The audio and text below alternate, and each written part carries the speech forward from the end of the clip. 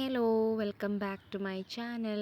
അപ്പോൾ നമ്മൾ ഇന്നൊരു ഇൻഡോർ പോട്ട് സെറ്റ് ചെയ്യാൻ പോവാണ്. ഒരു കുഞ്ഞി പോട്ടാണ്. നമ്മൾ പ്ലാന്റ് എടുത്തിട്ടുള്ളത് പോത്തോസാണ്. ചിലരതിനെ മണി പ്ലാന്റ് എന്നും വിളിക്കും. അപ്പോൾ അതിന് വേണ്ട മണ്ണ് നമ്മൾ ഓൾറെഡി പ്രിപ്പയർ ചെയ്ത് വെച്ചിട്ടുണ്ട്. നമ്മൾ മണ്ണ് ഒരുക്കാൻ വേണ്ടിയിട്ട് യൂസ് ചെയ്തിട്ടുള്ളത് കോക്കോപീറ്റ്, ഗാർഡൻ സോയിൽ, അതുപോലെ തന്നെ ഫിഷ് ഫെർട്ടിലൈസറാണ് നമ്മൾ യൂസ് ചെയ്തിട്ടുള്ളത്. കാരണം നമ്മളെ കയ്യിൽ വേറെ ഫെർട്ടിലൈസേഴ്സ് ഒന്നും ഇല്ല.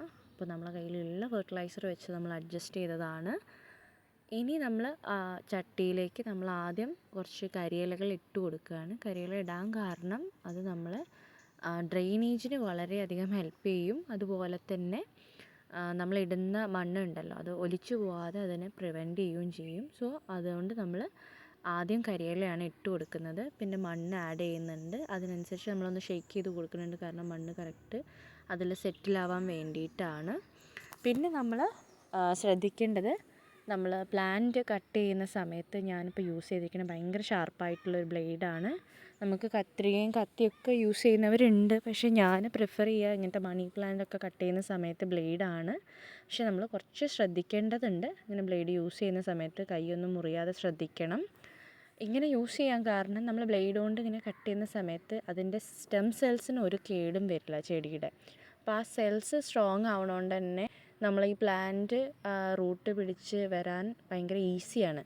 സോ ഞാൻ ഭയങ്കര ശ്രദ്ധിച്ചാണ് അത് കട്ട് ചെയ്തെടുത്തത്. കട്ട് ചെയ്യുന്ന സമയത്ത് ഒരിക്കലും അതിൻ്റെ മറ്റേ നോഡുണ്ടല്ലോ, ആ ഒരു ഇല വന്നിട്ട് സ്റ്റെമ്മിൽ തട്ടുന്ന ആ ഒരു ഏരിയ, അതൊരിക്കലും മുറിച്ച് കളയരുത്. ആ ഭാഗത്തെ വിട്ടിട്ട് സ്റ്റെമ്മിന്ന് കുറച്ച് ഇപ്പുറത്തായിട്ട് വേണം ചെടി കട്ട് ചെയ്തെടുക്കാൻ. ഓരോ ഇലയും നമ്മൾ കട്ട് ചെയ്തെടുക്കുന്നുണ്ട്. കാരണം ഓരോ ഇലയും പിന്നീട് ആ നോഡിൻ്റെ അവിടെ വേര് വന്നിട്ട് പുതിയൊരു ചെടിയായിട്ട് ഗ്രോ ചെയ്യും. അതുകൊണ്ട് തന്നെ നമ്മളിങ്ങനെ അടുത്തടുത്തടുത്ത് ഓരോ ഓർഡറിൽ ഇങ്ങനെ പ്ലേസ് ചെയ്ത് കൊടുക്കുകയാണ്. നമ്മൾ ചട്ടി നിറച്ച് ഓരോ സ്റ്റെമ്മായിട്ട് പ്ലേസ് കൊടുത്തു. അതിന് ശേഷം നമ്മൾ കുറച്ചുകൂടെ മണ്ണിട്ട് കൊടുക്കുകയാണ്.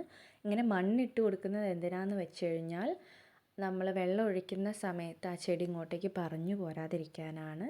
സോ ഓൾറെഡി ഞാൻ ആദ്യം മണ്ണ് നിറച്ച സമയത്ത് ഒരു പാകത്തിനേ മണ്ണ് നിറച്ചിരുന്നുള്ളൂ. പിന്നെ ഒന്ന് ഇളക്കിയൊക്കെ കൊടുത്ത് മണ്ണൊക്കെ ലെവലാക്കി ലീഫൊക്കെ ഒന്ന് റെഡിയാക്കി അതിന് ശേഷം ഞാൻ കുറച്ച് വെള്ളം ഒഴിച്ച് കൊടുക്കുകയാണ്.